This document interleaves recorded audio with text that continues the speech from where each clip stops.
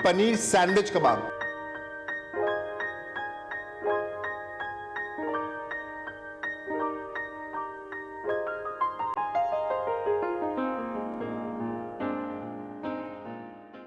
Welcome to Sanjeev Kapoor Khazana, and this is your friend Chef Saurabh, and today I have a very beautiful and very innovative recipe for you. Normally we have paneer in different forms, so I have made a paneer ke kebab today, and it's not going to be only paneer ke kebab, it's going to be paneer sandwich kebab. So to make paneer sandwich kebab, what we need: bread slices, boiled mashed potatoes, cottage cheese block, chopped coriander, tomato ketchup, chopped chilies, finely chopped ginger, chaat masala, salt, lemon, oil. Now to make this paneer sandwich kebab, there are 3 steps to it. One is we have to make mashed potato masala. One is the crumbs. I would make fresh crumbs. I'll tell you how to make fresh bread crumbs. Then we have to roll that stuffing inside the paneer. So first I'll put these breads. I have these breads with me. What I'll do,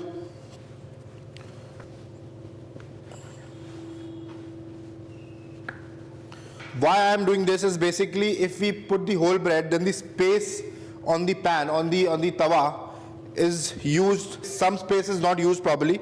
So I'll make small pieces so that I can cover more of the pan and more number of breads can be accommodated. Now till the time our bread is getting roasted to make the breadcrumbs, what I'll tell you a very good step to make the cover of the sandwich. We have this cottage cheese here. Just cut it into even block and very, very softly cut around 2 to 3 mm slices. You have to make sure you feel it when the knife is going down and a thin slice is coming out. Do it very slowly, very gradually. Don't rush. See, a nice thin slice of cottage cheese we have. So you can see the way I'm doing the knife. One side press, other side press, and go gradually. Nice slice.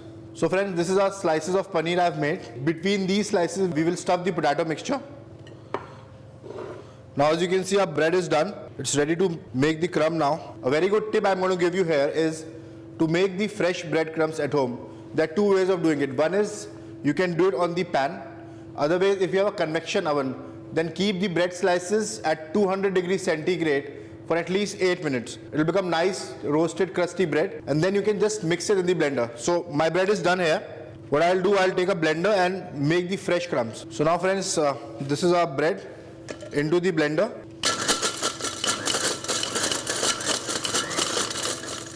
Just for 30 seconds we need to blend it. It will become a nice crumbly powder. If we'll blend it for more time, then it will become a very, very fine, which we don't need. So I've blended it for 30 seconds. Now you can see nice crumbs. So now we'll keep it aside. So now it's time to make the stuffing of the paneer sandwich kebab. It's very tasty and very nice stuffing. We have this pan. In a pan, take some oil. It's basically, we have to roast the potatoes, the mashed potatoes over the pan. So that will impart a very nice flavor to it. Now I have this ginger with me. In the oil, add ginger. Green chilies as per your taste. Green chili is very important because it will give a nice flavor to this particular mixture. Now as you can see, our ginger and chili is started sauteing in the oil, and very nice aroma is coming, ginger and chili together. So the next step is we have this mashed potatoes. Now I'll give you an idea. If you want to make it very fast, we have this aloo mash powder, which is very easily available in the market, potato mash powder. Use that, just put some water to it, make a mash, and then you can put like this. I have this boiled potato mash, so I'll add into this. So now this mashed potatoes will start getting roasted over the pan along with the chilies and ginger. So now we'll add this tomato ketchup to it. Some chopped coriander. I have this salt, we'll add salt to it, and lots of chaat masala.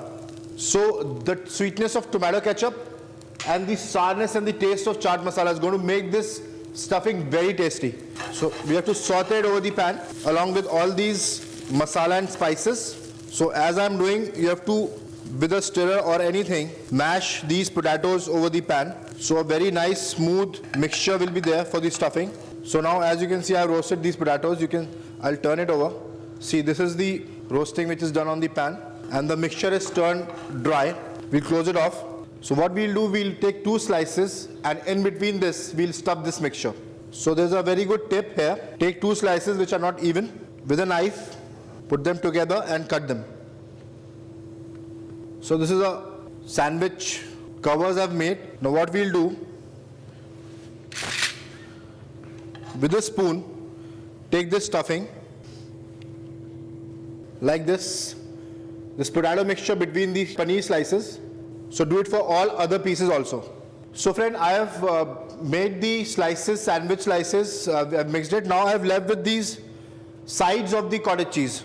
Now what to do with these? In a bowl, take these trimmings, mash them with your hands because I don't want to waste this cottage cheese trimmings. So we can add this trimming by mashing it by the hands into the potato mixture. So once I've added this inside, just mix it along with the mixture.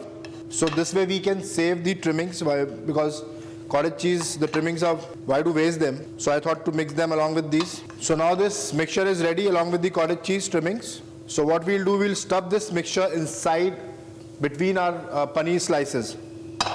So this is my slice. With a spoon, put a nice spoon of stuffing, cover with the slice, press it by your hands, even the sides by a spoon.